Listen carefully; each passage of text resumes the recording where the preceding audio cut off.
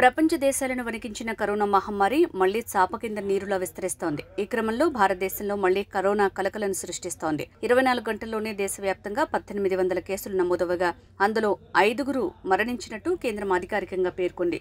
అందులో 4 కేరళ వారు కాగా మరొకరు ఉత్తరప్రదేశ్లో మరణించినట్టు తెలిపింది. దేశంలోని కేరళ రాష్ట్రంలో కరోనా కేసులతో పాటు కరోనా కొత్త వైరస్ వేరియంట్ కేసులు కూడా నమోదవుతుండటంతో కర్ణాటక రాష్ట్రం అప్రమత్తమైంది. ఈ మేరకు ఆ రాష్ట్ర వైద్య ఆరోగ్య శాఖ మంత్రి దినేష్ గుండూరావు ఓ ప్రకటనను విడుదల చేశారు. కర్ణాటక రాష్ట్రంలోని సీనియర్ సిటిజన్లందరూ తప్పనిసరిగా మాస్క్ ధరించాలని తెలిపారు. కేరళ రాష్ట్రంలో కరోనా కేసులు పెరుగుతున్న క్రమంలో పెద్దలందరూ అప్రమత్తంగా ఉండాలన్నారు.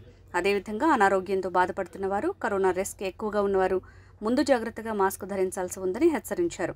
గుండె సంబంధిత జబ్బులతో బాధపడుతున్న వారు సైతం తప్పనిసరిగా మాస్క్ ధరించాలని తెలిపారు. వృద్ధులు, గర్భిణులు, రోగనిరోధక శక్తి లేనివారు, దీర్ఘకాలికంగా వైద్య చికిత్సల్ని తీసుకుంటున్న వారు ముందు జాగ్రత్త చర్యల్ని తీసుకోవాల్సి ఉంటుందని, దీనిపై త్వరలోనే మార్గదర్శకాలను జారీ చేస్తామని మంత్రి తెలిపారు. ఎలాంటి అనారోగ్యం కలిగినా డాక్టర్లను సంప్రదించాలని, ఆసుపత్రిలో అడ్మిట్ కావాలన్నారు. ప్రభుత్వ ఆసుపత్రుల్లోని డాక్టర్లు, నర్సులు, ఇతర వైద్య సిబ్బంది కరోనా చికిత్సకు సిద్ధంగా ఉండాలని, అందుకు అవసరమైన అన్ని ఏర్పాట్లను ముందుగానే చేయాలని పేర్కొన్నారు. అనారోగ్యంతో ఉన్నవారికి కరోనా పరీక్షలు చేయాలని టెస్టింగ్ కేంద్రాలకు సూచించారు. ప్రభుత్వ ప్రకటనతో కర్ణాటకలో సీనియర్ సిటిజన్లు మాత్రమే కాకుండా ప్రజలందరూ కూడా అలర్ట్ అవుతున్నారు. ముందు జాగ్రత్తగా మాస్కుల్ని ధరించాలనే అభిప్రాయానికి వస్తున్నారు.